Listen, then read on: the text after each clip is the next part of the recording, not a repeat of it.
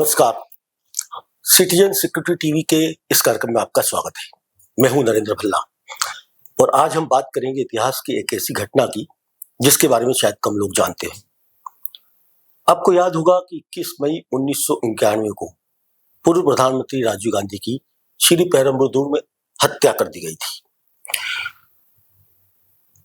उस हत्या के बाद पूरे देश में एक आशंका सी फैल गई थी कि आखिर इसके पीछे किसका हाथ है, और लगभग दिल्ली समेत सारे दक्षिण भारत में सांप्रदायिक हिंसा फैलने की बहुत जबरदस्त आशंका बन गई थी। लेकिन ऐसा नहीं हो पाया। उस वक्त देश के प्रधानमंत्री चंद्रशेखर थे। आखिर उन्होंने ऐसा क्या आदेश दिया कि उस वक्त देश को सांप्रदायिक दंगों की आग में झुलसने से बचाया। इसकी जानकारी बहुत कम लोगों को थी, लेकिन इस घटना के जो चश्मदीद गवाह थे वो थे प्रधानमंत्री चंद्रशेखर के सबसे करीबी सलाहकार कैप्टन कुंवर विक्रम सिंह। आज हम जानते हैं उस घटना की पूरी दास्तान उनकी जुबानी। कैप्टन साहब, इस कार्यक्रम में आपका बहुत बहुत स्वागत है। Thank you. अब ये बताइए कि 31 अक्टूबर 1984 को पूर्व प्रधानमंत्री इंदिरा गांधी जी की पद पर रहते हुए हत्या होती है। उसके बाद सिखों के खिलाफ पूरे देश में नरसंहार होता है। इसके बनिस्बत राजीव गांधी की हत्या होती है, जिसमें लिट्टे का हाथ होता है, तमिल उग्रवादियों का सबसे बड़ा हाथ होता है। लेकिन 31 अक्टूबर 1984 को जो हालात हुए थे देश के, उसके विपरीत बिल्कुल सामान्य हालात रहे। इसकी क्या वजह थी आखिर, और क्या वो कहानी थी कि चंद्रशेखर जी ने ऐसा आदेश किसको दिया था? भल्ला जी, एक बड़ी दुखद घटना थी उस समय, राजीव गांधी जी की हत्या जी। और उससे पूरा देश ही स्तंभ रह गया था, ये कैसे हो गया। और यहां उनकी हत्या हुई।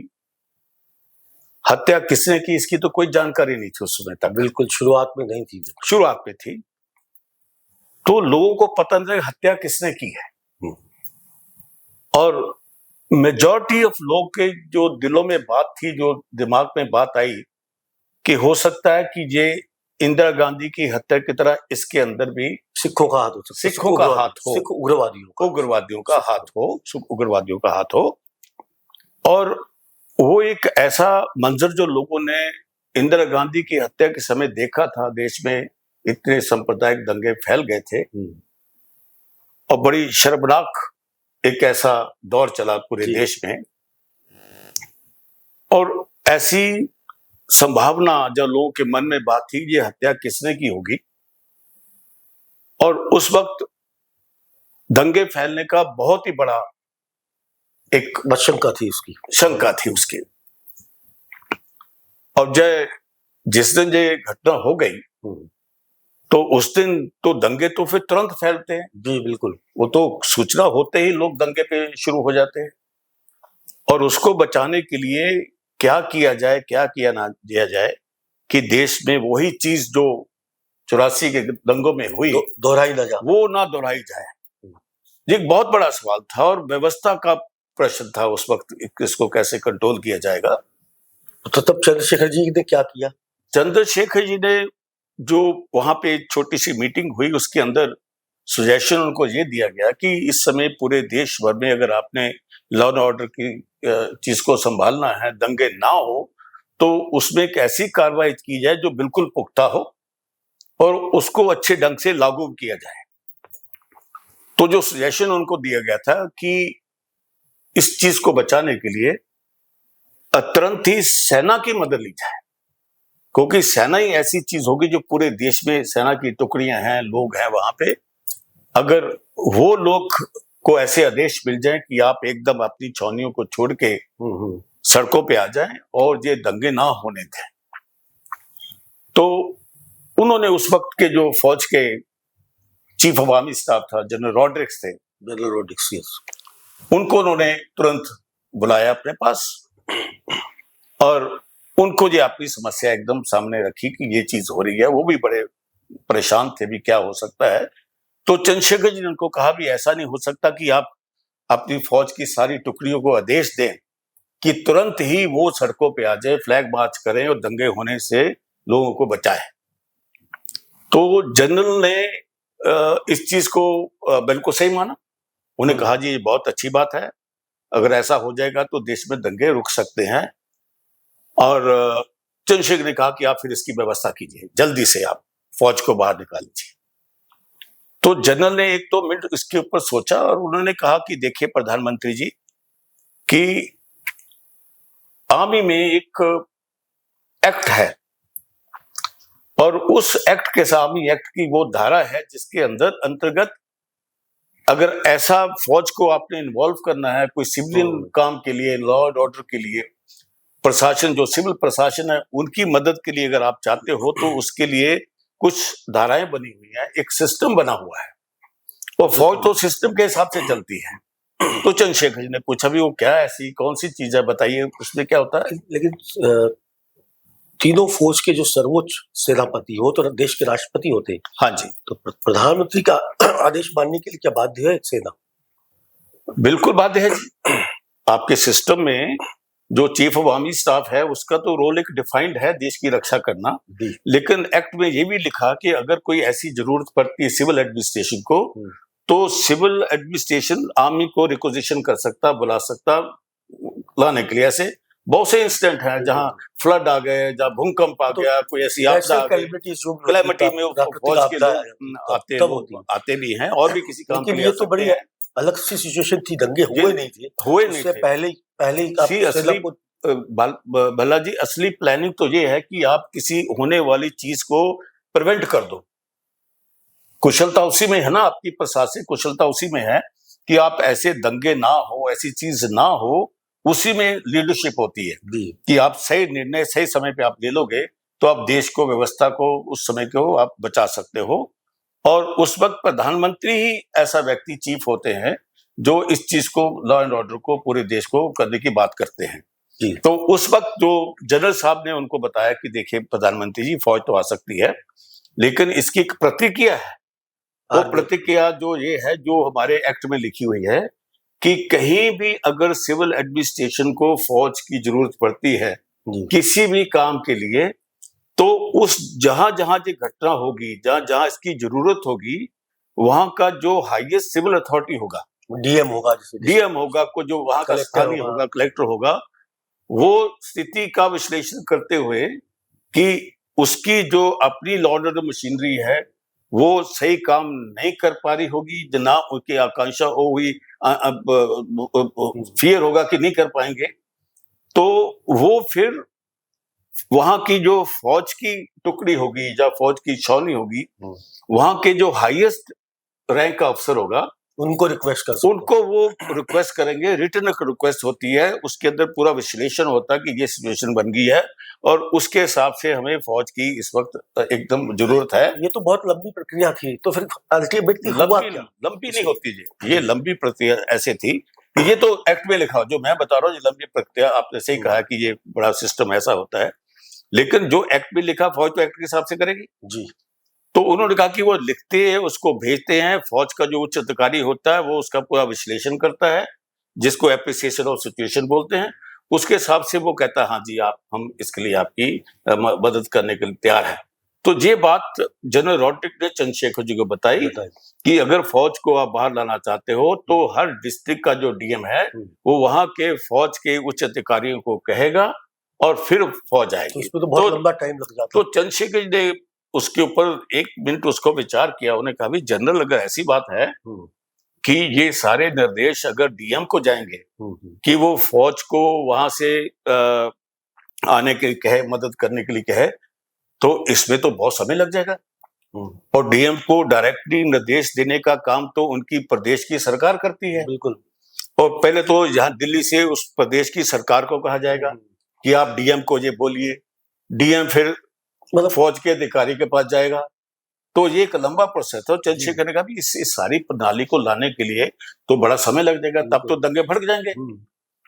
तो आप सोच में पड़ गए, जनरल भी सोच में खड़ा करते मैं बताइए क्या करूं, मैं समझ नहीं आता। तो चंद्रशेखर जी ने 1-2 सेकंड उसको सोचा, फिर उसने कहा, देखिए जनरल साहब, मैं इस देश की सर्वोच्च सिविल अथॉरिटी, प्रधानमंत्री है, बिल्कुल सिविल अथॉरिटी, उसमें हाँ, सिविल सिविल अथॉरिटी लिखा था, मैं देश की सबसे बड़ी सिविल सिविल अथॉरिटी हूं और आप देश की मिलिट्री की सबसे बड़ी अथॉरिटी अथॉरिटी हूं। हो।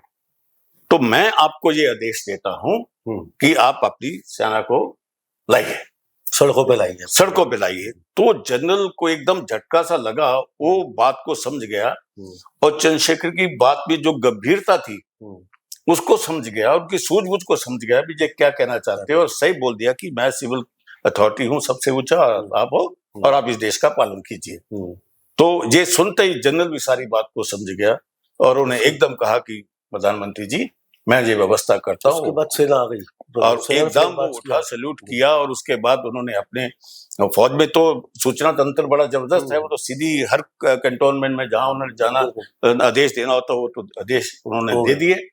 उनके आदेश से जाते ही तुरंत ये जो सिविल एडमिनिस्ट्रेशन को, जो डीएम को बाईपास किया गया, ये बहुत ही सूझ की बात थी। ये अद्भुत चीज थी जो किसी कोई प्रधानमंत्री नेता ऐसी सोच रखे कि मैं ये करने से ऐसा हो जाएगा। तो वो उन्होंने एकदम जब सेना को वहां पे आदेश हो गए तो पूरे देश में सेना एकदम फ्लैग मार्च आ गई सब जगह।